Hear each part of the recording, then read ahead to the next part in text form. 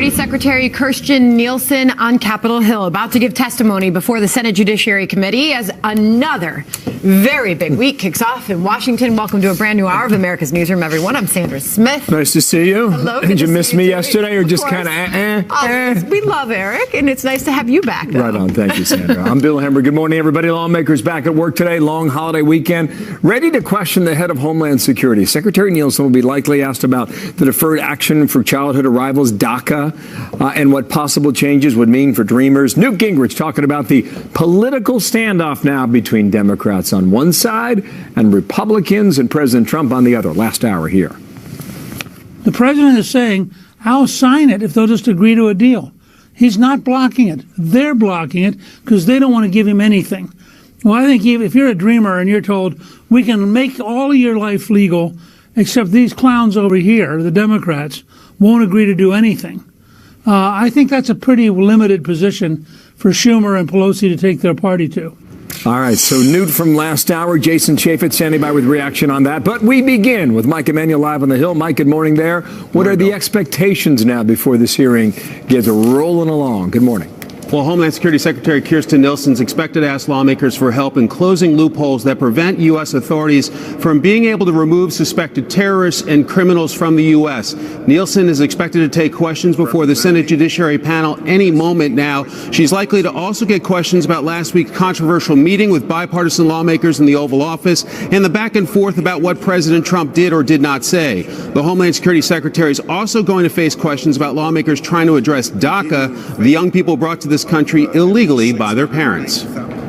What my role is to ensure that we don't end up here again. We must close these loopholes to ensure that these temporary populations not only are not encouraged to take the dangerous journey to get here, but then when they get here, we're able to promptly remove them so we don't end up with a category of DACA again. Also today, former White House Chief Strategist Steve Bannon is here on Capitol Hill. Bannon facing questions behind closed doors from members of the House Intelligence Committee. They're looking into Russian interference in the 2016 election. Bannon's been on the hot seat for other reasons in recent weeks, on his way out as the head of Breitbart News, and for his comments about Trump family members in a controversial book. Bill? What are next steps now in terms of funding the government and immigration? That battle this week, Mike, what should we look for here?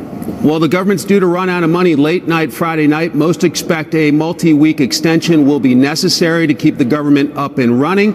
At the White House, Sarah Sanders made this case a short time ago. One of the strongest messages is this is important for our country's safety and security. The idea that we would hold hostage the government and certainly military spending is a dangerous place to go and one we don't want to go.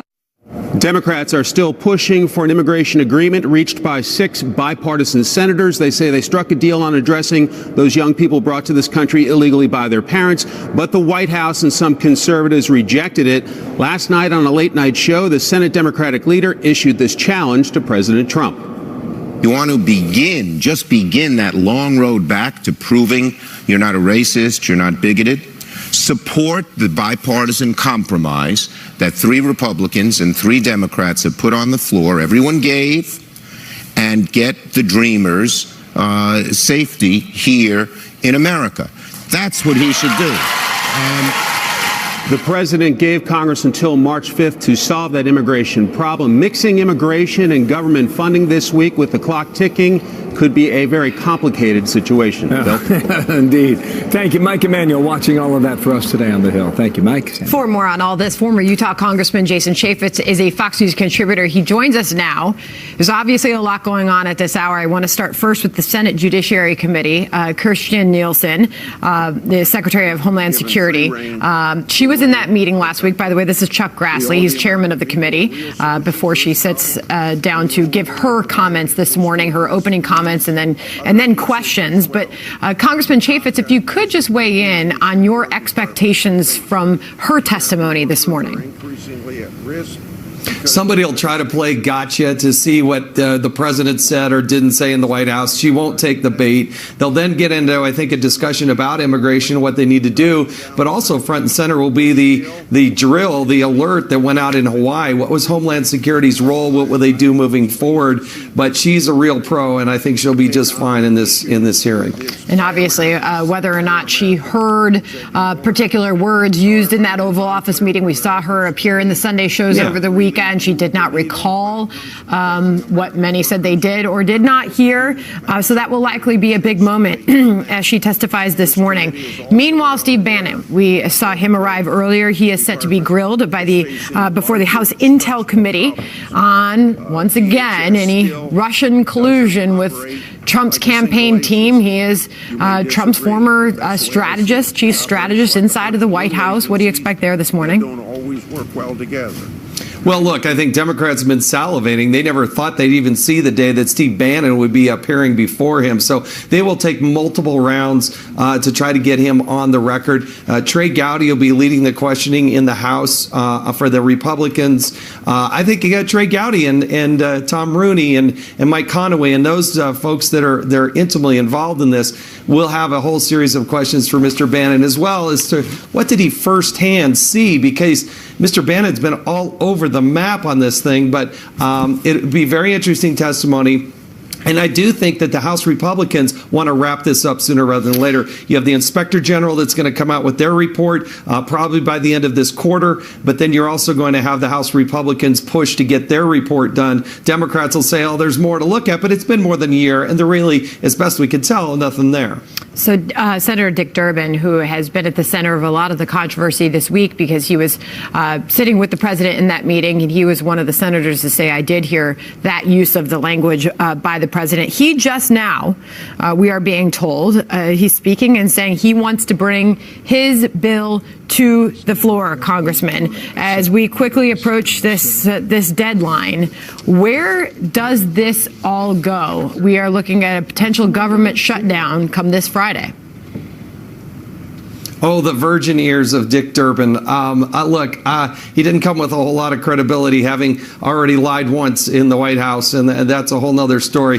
What's going to happen today in the House of Representatives, where all spending has to originate, they're going to vote at 6:30. At 7 o'clock, the House Republicans get together as a conference, and the main discussion there will be whether or not they're going to put forward another continuing resolution. The budget was supposed to be in place by October 1st. I think what you're going to see is a 4 to 6 week extension that they're going to try to put through. They're going to have to add some sweeteners so that conservatives get on board. And if the Freedom Caucus later today buys into that, I think you will see the House do that. But the House has already passed all of the appropriation bills. They did it in the fall. They passed another bill with several of the appropriation bills. So the Senate has the tools to do what it needs to do. The question, the hard part is, are the Democrats going to shut down the government over this issue? They can fund all of the government. All the tools are there. But are they going to shut down the government? And it's a different position. Democrats haven't been in this position for a long time. The president's been actively tweeting on all this morning. The Democrats want to shut this down. They want to shut down the government. They don't want to come to a deal.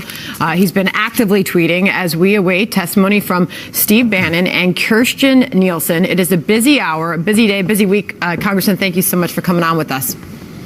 Thanks, Sandra. Thanks.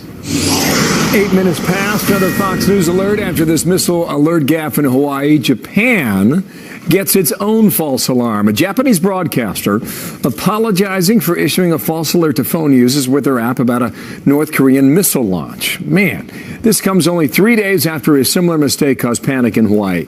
Greg Palcott's watching all of this live from London. Now, what happened this time, Greg? Here we go again, Bill. In fact, another false alarm associated with North Korea, and not just any Japanese broadcaster, but the main public TV channel network, the NHK. And it came across not just on iPhone or phone apps, but also on the internet website of the Japanese broadcaster. It happened just about 5 minutes before 7 in the morning today, and it read in part, North Korea appears to have launched a missile.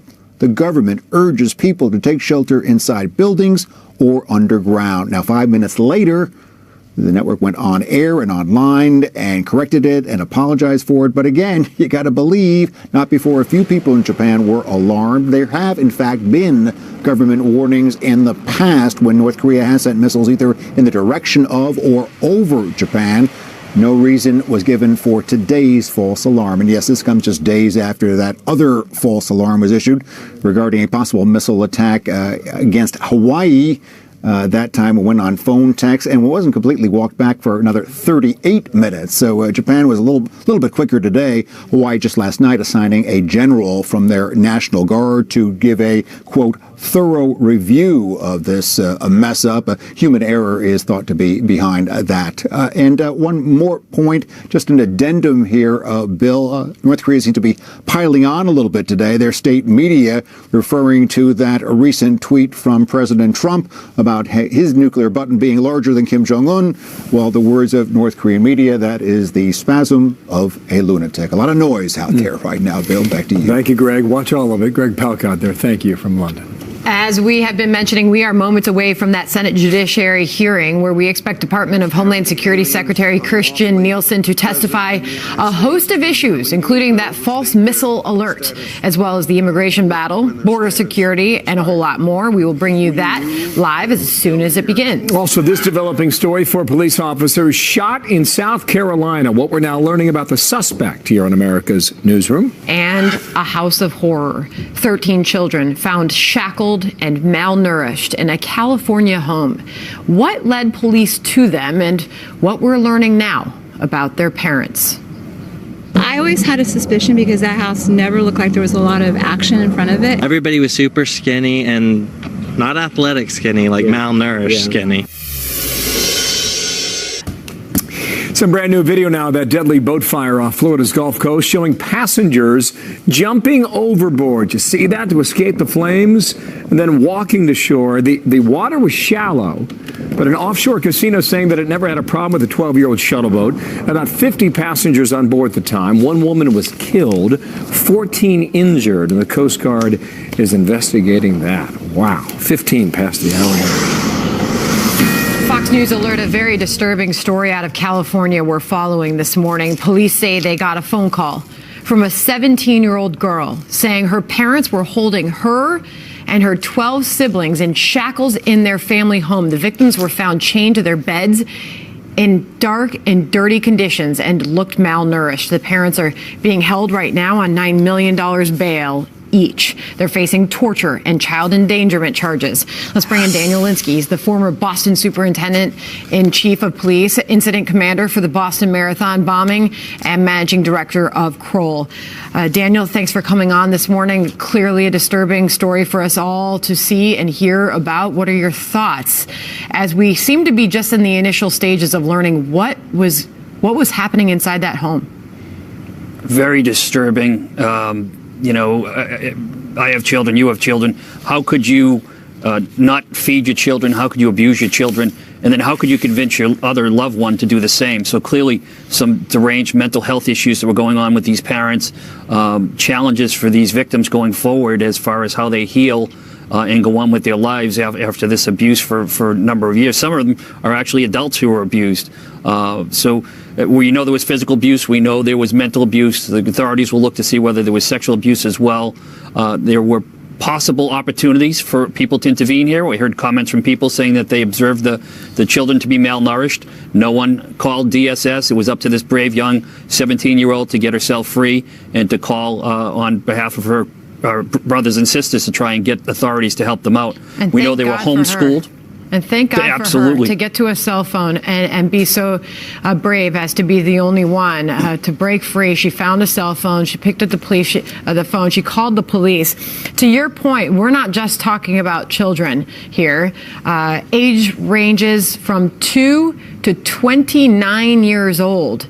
And Daniel, for many of us looking and seeing this story this morning, our first thoughts was, how did no one notice?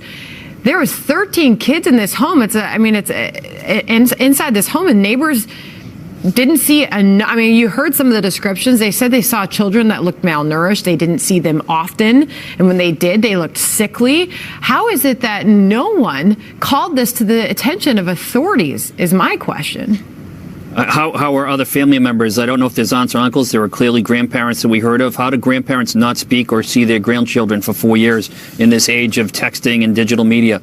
How do we not know? How are you not asking where your 29-year-old grandson is? What are they doing? What activities are they going to school? Are they working?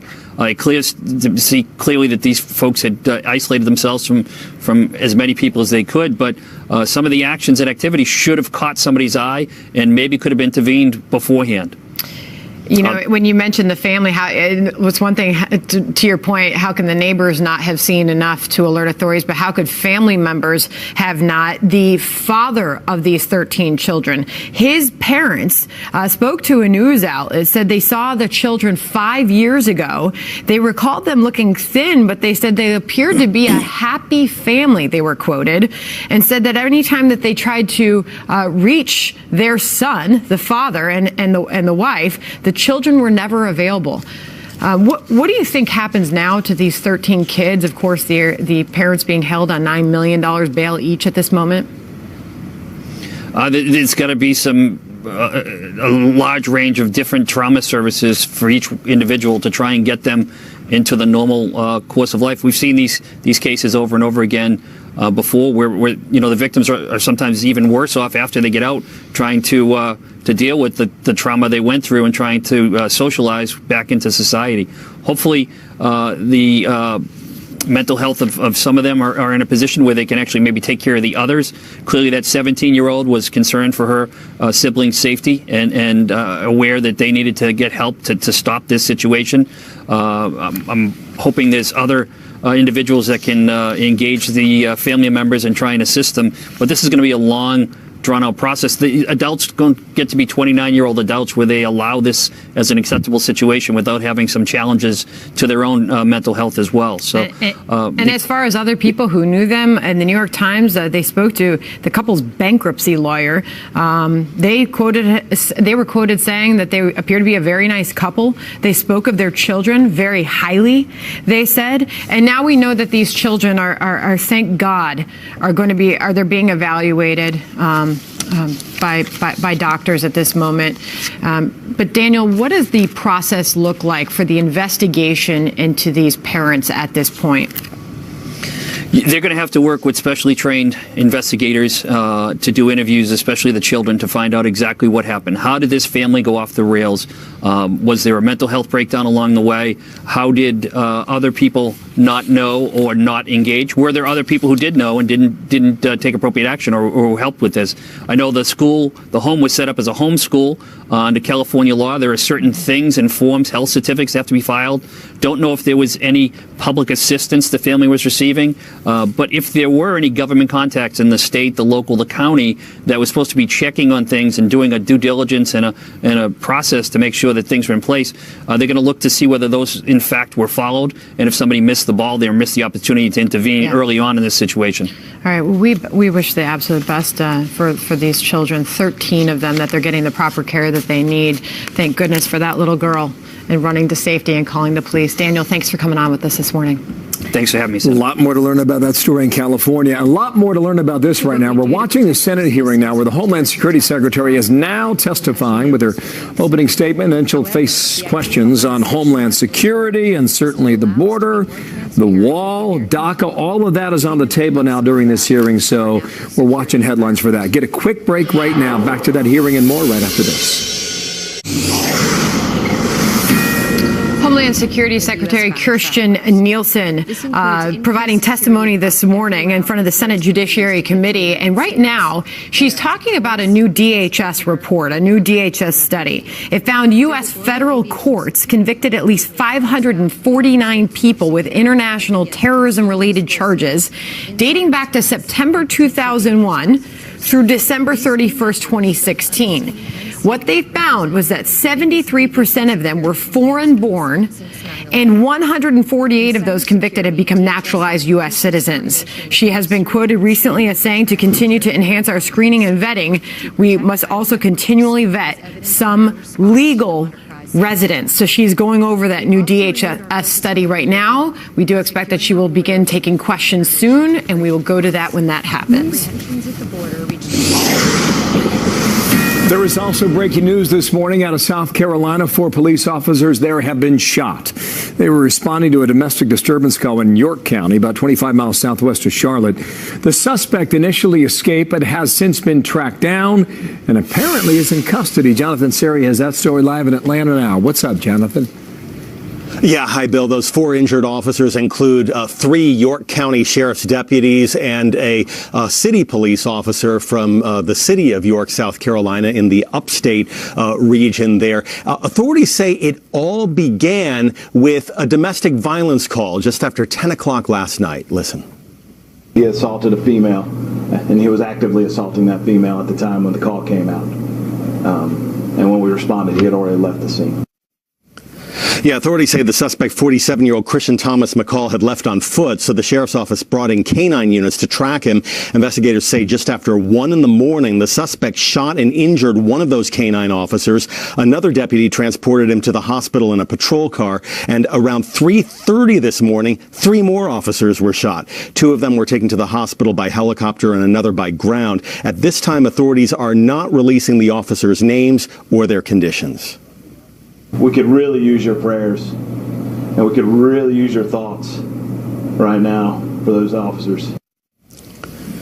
Authorities say the suspect, Christian McCall, also sustained gunshot wounds. He was taken into custody. The investigation continues. Bill? Wow, Jonathan Seri, thank you. More on that when we get it. Thank you, sir. Out of Atlanta today. Sandra.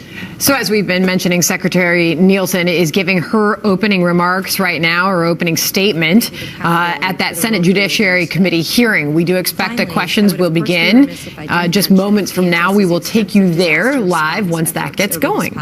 Meanwhile, Ari Fleischer will also be here right after the break. So as expected, Senator Chuck Grassley, right off the top here, going to the issue of border security, the Homeland Security Secretary. Yes, sir. So the opening statements are over and done. And now we get to the questions. Before we do that, Ari Fleischer is standing by live. Ari, I just want to get your thought on, this immigration thing is going to play out for days, maybe weeks, maybe for a long time after that. Do you believe, given the position of the far left in America, whether or not the Democratic Party is willing or wanting to give this White House and this president a victory on anything? What do you think about that possibility? No, they definitely do not want to give the president a victory. And that's the problem. That's one of the squeezes that the Democrat Party is under. There's a lot of scrutiny of Republicans, but the Democrats deserve scrutiny too. And there's a split. You've got 10 Democrats who are up in states that Donald Trump won who don't want to shut down the government to allow people who came here illegally as children to get amnesty. They're in a different position from the base of the Democratic Party. They would like to see an agreement reached. The base of the Democratic Party does not. Okay.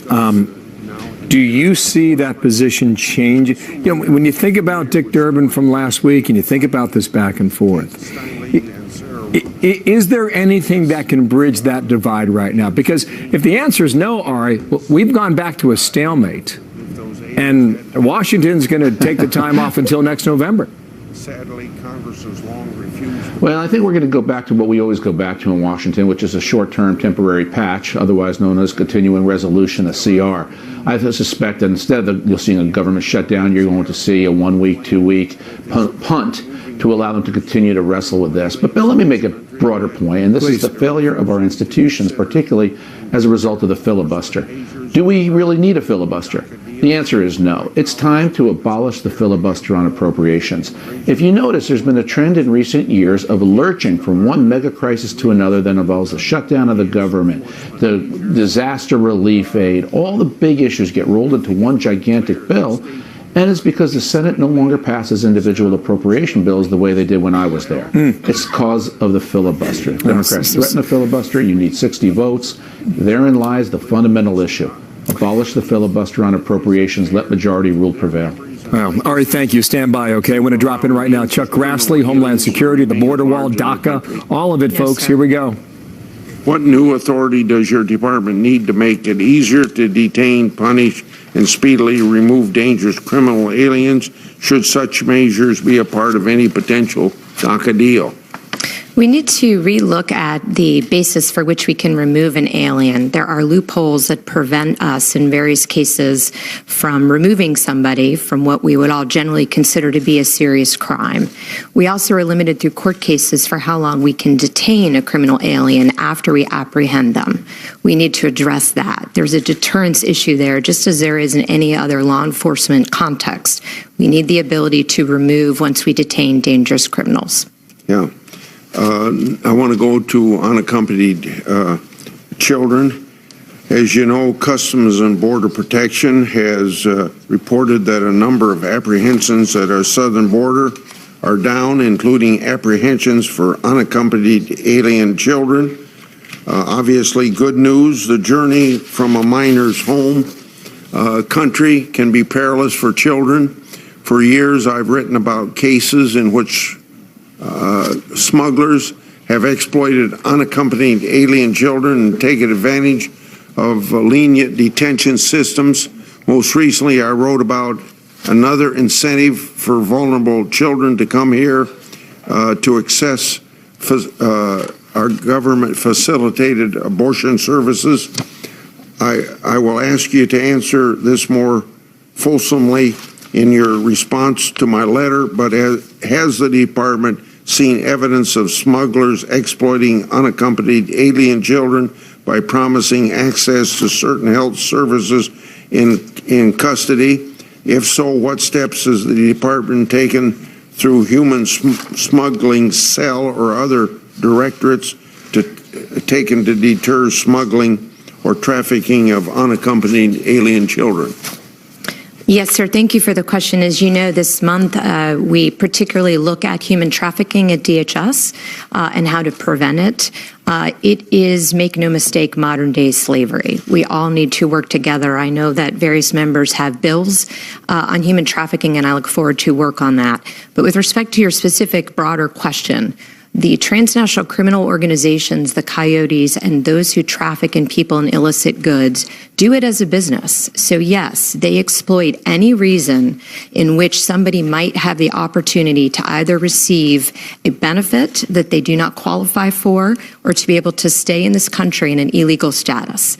They have that information, they provide it to those and encourage them to take that dangerous journey in exchange for a false promise that they will not be captured and deported by the United States. Have you seen a decrease in the unaccompanied alien children asylum cases since decision to end the Central American minor program?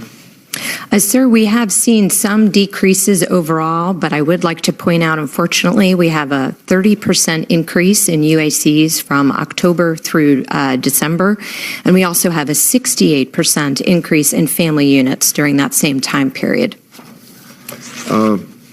As you know, Congress is currently considering a number of young men and women to provide legal status in any potential deal on DACA. Some people, like this senator, believe that we should limit any status to the 690,000 individuals currently enrolled in DACA. These young men and women came out of the shadows and built their life around DACA. They were brought to this country through no fault of their own and didn't make a conscious choice to break our nation's laws. I believe there's an equity issue that necessitates addressing their status. However, that equity issue isn't present for their parents. Those men and women did choose to violate our nation's laws and did make a conscious choice to immigrate here without papers. We shouldn't reward that behavior. Reports suggest several of my colleagues are now considering providing legal work authorization to these individuals. To the best of your knowledge, my first question, how many million of people would benefit from an amnesty that provides work authorization to the parents of Dreamers?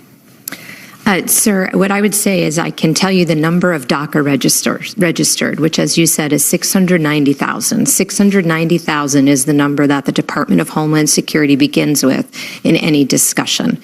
There are a variety of bills that you know that then takes that population and expands it by either increasing the time period in which they could have first entered, increasing the age for which one is considered to be a so-called dreamer, and or capturing family members and providing them some sort of status as well. I would just say, though, that it is our position to find a permanent solution.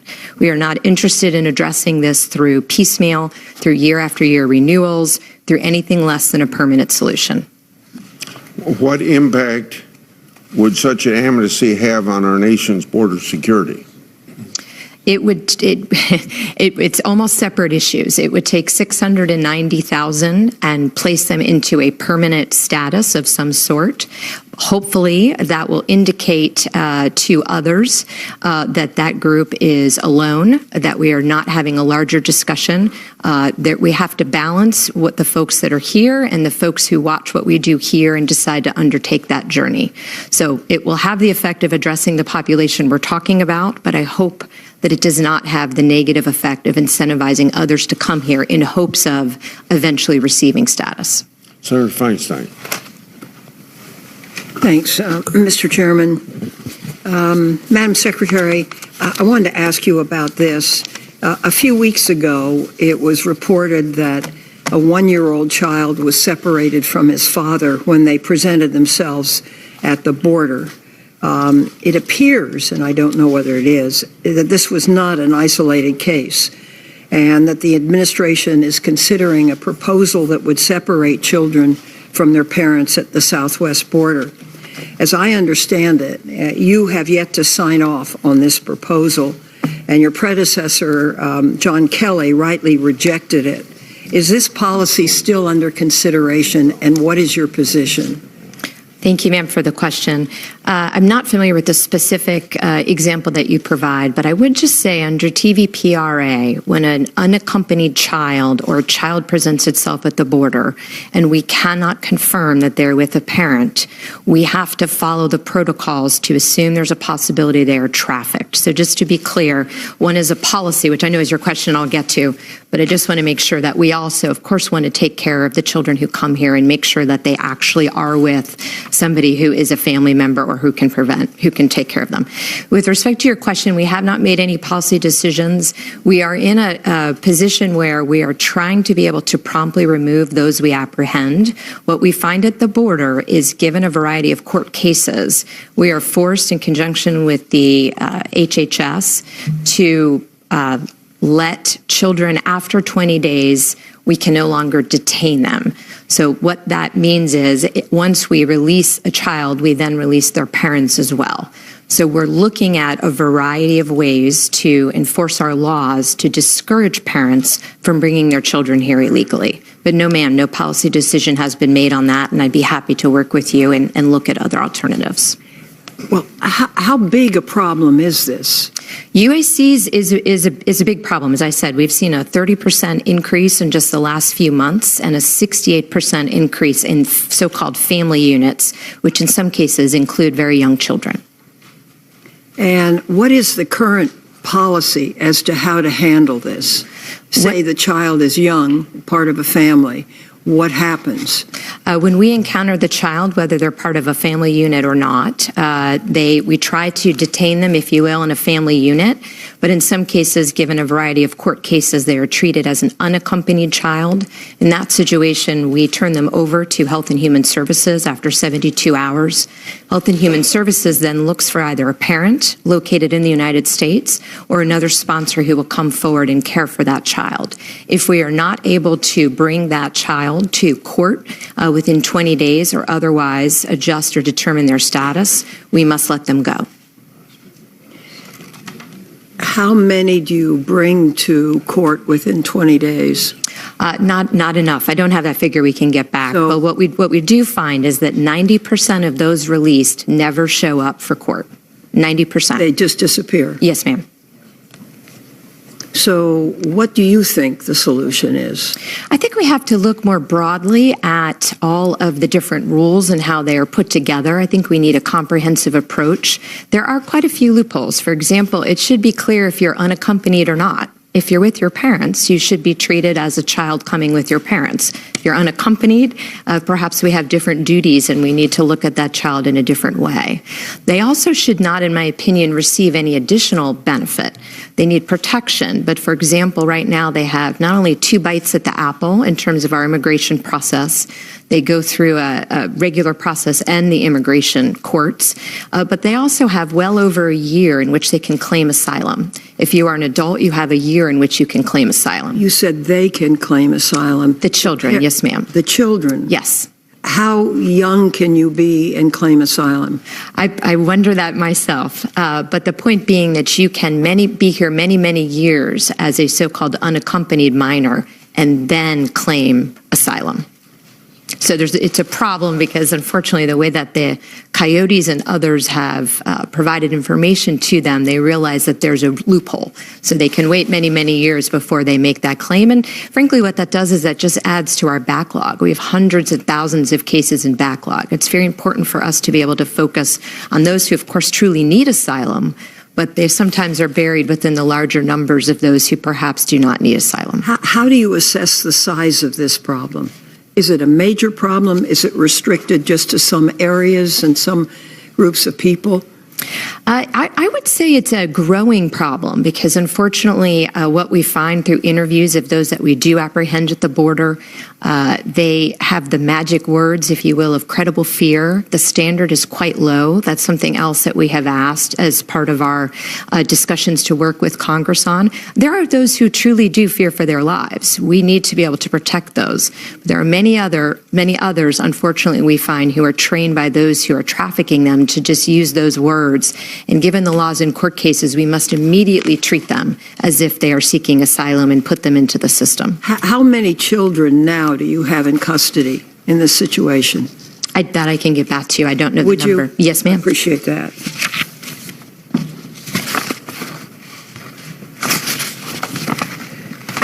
The administration's decision to terminate temporary protected status for Haiti, Nicaragua, the Sudan, and El Salvador looks like it's going to have a significant economic and humanitarian consequence.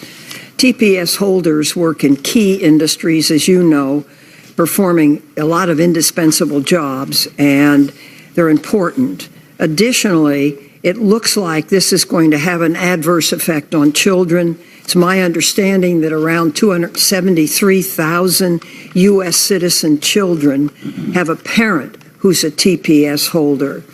And it's my understanding that El Salvador requested that this designation for its nationals continue, expressing concern about whether they could manage the return of some 200,000 individuals. Can you just tell us some of the arguments that El Salvador made in support of TPS designation and why those were not persuasive? Yes, ma'am. I did have the opportunity to speak to a variety of government officials from El Salvador. In our discussions, they were very concerned about the time period in which it might take for them to be ready to bring back their citizens. We did not talk generally about the country conditions, and I want to be very clear on this. The law does not allow me to look at the country conditions of a country writ large. It requires me to look very specifically as to whether the country conditions originating from the original designation continue to exist. In this case, the 2001 hurricanes in El Salvador. So we didn't dispute the country conditions are difficult in El Salvador, but unfortunately the law requires me, if I cannot say that the conditions emanating from the earthquake still exist, regardless of other systemic conditions, I must terminate TPS. So the discussion was around the time period. The reason that we delayed it for 18 months was because they were persuasive. Do you believe the law should be changed? I believe maybe we should take a look at that. I think we should take a look at it, absolutely. I think and I know there are some bills that have been proposed to do just that. This was meant to be a temporary status, as you know. The difficulty with that is when people are here for 20 plus years, in the case of El Salvador, they have roots. They're contributing to the society. They're otherwise making our economy strong. So yes, we do need to look at this and find a better way to come up with a permanent solution. Would you be willing to work with us in that Absolutely. regard? Good, thank you.